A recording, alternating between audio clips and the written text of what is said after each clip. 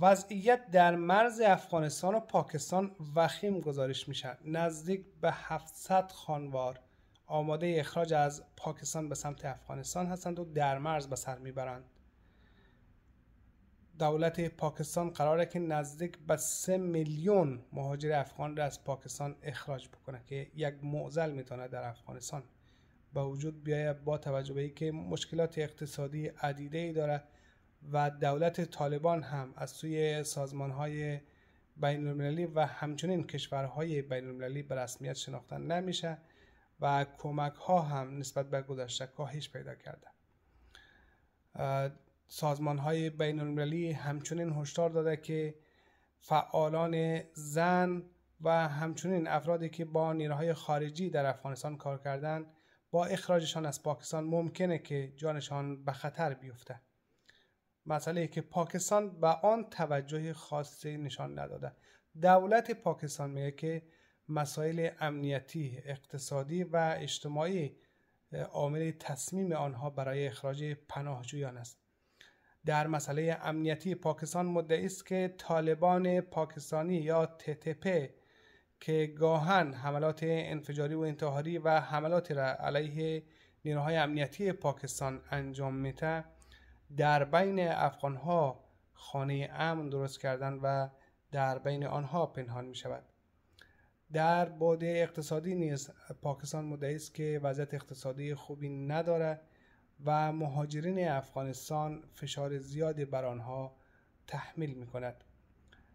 و همچنین موضوع دیگه‌ای که پاکستان را بران داشته تا اقدام به اخراج گسترده پناهجویان بکنه، اختلافات سیاسی و مشکلات سیاسی در خود پاکستان هست.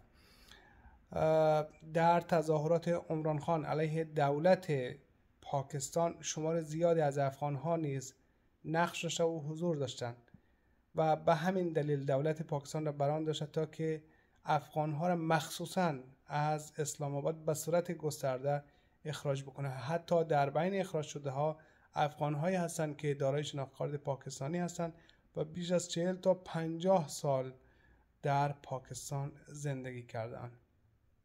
پاکستان میگویند که افغانها در امور داخلی پاکستان دخالت میکنند و همچنین اختلافات بین دولت پاکستان و طالبان هم به دلیل نمیتونه در این قضیه باشه.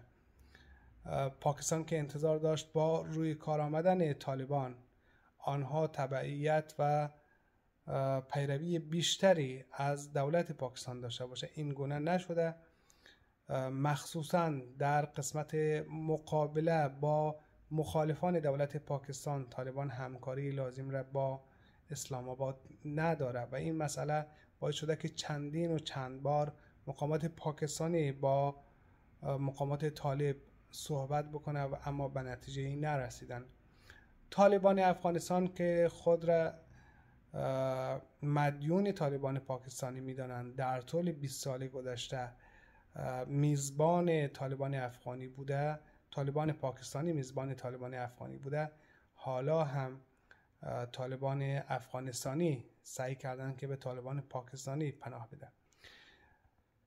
در ایالت‌های خیبر پختونخوا اختلافات خیلی زیاد هست به دلیل اینکه افرادی که در معرض اخراج قرار داره بخشی از آنها اعضای خانوادهشان پشتونهای پاکستان هستند و اخراج پشتونها در ایالت پختونخوا با واکنش اجتماعی در میان افراد پاکستانی قرار گرفته، چون نسبت‌های خویشاوندی دارن، با هم معاملات تجارتی و غیره دارن. از این جهت پاکستان عملاً در خیبر پختونخوا با مشکلات بسیار زیادی برای اخراج افغانها روبروست.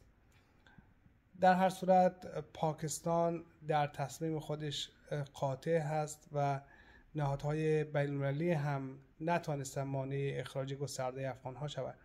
تا کنون چندین فرد که از پاکستان اخراج شده به دلایل متعددی در افغانستان به قتل رسیده.